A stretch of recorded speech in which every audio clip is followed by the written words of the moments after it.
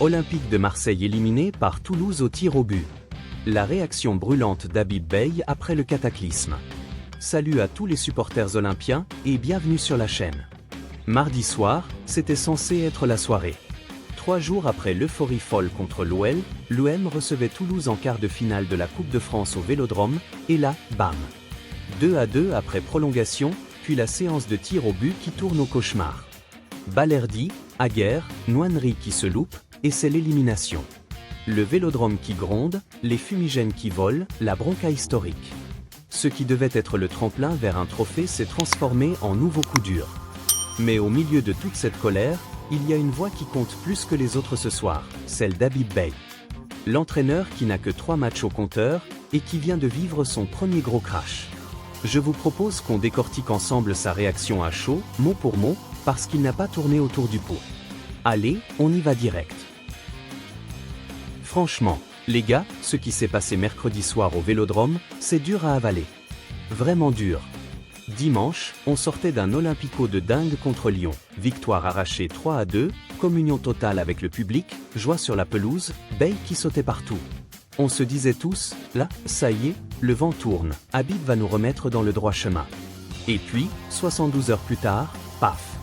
Le même stade, la même pelouse, mais l'ambiance qui bascule complètement. De l'euphorie au sifflet, des chants aux fumigènes de rage. Toulouse qui repart avec la qualif au tir au but, 4-3 après 2-2, et nous, on reste là, à regarder les demi de loi. Encore une fois. Le match en lui-même? Un vrai yo-yo émotionnel.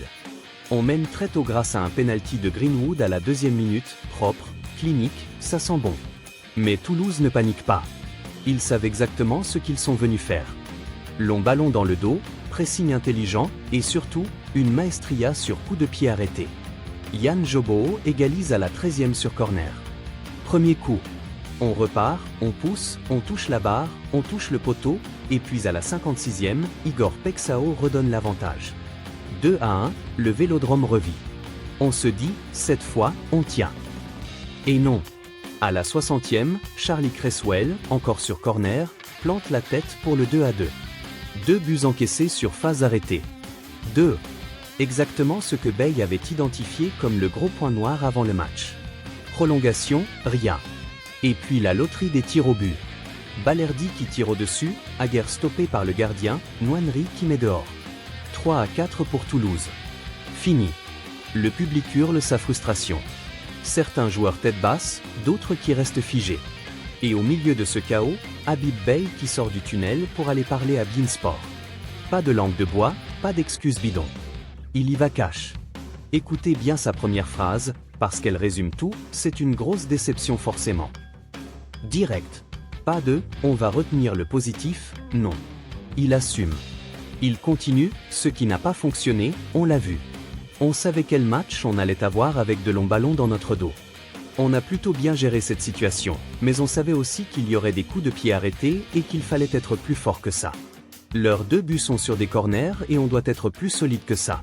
On ne peut pas concéder 2 buts à chaque match. Il met le doigt où ça fait mal. Pas de cachotterie. La défense a encore craqué sur des trucs travaillés à l'entraînement. Il le dit sans viser personne nommément, mais tout le monde comprend. Il ajoute même, on a eu aussi une barre transversale et un poteau. Dans un match de coupe, il faut qu'on soit beaucoup plus fort. Traduction, on a eu les occasions pour tuer le match, on ne les a pas mises, et derrière on paye cash. C'est lucide, c'est dur, mais c'est honnête. Ensuite, il passe à la partie la plus touchante, la gestion de la déception collective. Parce que lui, en tant que coach tout neuf, il n'a pas droit au même sursis que d'autres. La coupe, c'était l'objectif affiché comme prioritaire. Perdre là, à domicile, en quart, avec un tableau qui semblait tout versant le PSG, ça fait mal. Très mal. Et les supporters l'ont fait savoir. Beye ne fuit pas, la sérénité, elle s'amène dans le travail aussi. La déception est à la hauteur de ce qu'on a vécu. Tous nos supporters attendaient qu'on se qualifie, et quand cet espoir disparaît, on a cette déception. Il faut l'accepter, avoir la tête haute, comprendre la déception et la colère. Mais nous, on doit travailler car il reste 10 matchs de championnat avec un objectif à aller chercher. Il faudra digérer la déception le plus vite possible. C'est fort, ça. Il ne dit pas « calmez-vous », il ne dit pas « c'est rien ». Il dit « Je comprends votre colère, je la partage, mais on n'a pas le choix, on doit rebondir maintenant. » Il parle de « tête haute », de « digérer vite ». C'est le discours d'un mec qui sait que Marseille ne pardonne pas longtemps, mais qui refuse de baisser les bras. Il hérite d'une stat pourrie éliminée en coupe dès son 3e match, mais il ne se cache pas derrière. Il sait que le jugement va être sévère, et il l'accepte. Côté terrain, on a vu des choix forts de sa part. Rotation après l'OL, Vermeeren et Abdelli titulaires, Hojbjerg et Timber sur le côté. Abdelli n'a pas vraiment pesé, Aubameyang a été transparent, la défense a encore montré ses failles chroniques. Mais Bale ne jette personne en pâture. Il parle du collectif, des axes à bosser, la solidité sur phases arrêtées, la finition dans les temps forts. C'est clair, c'est précis. Et maintenant? Le plus dur commence.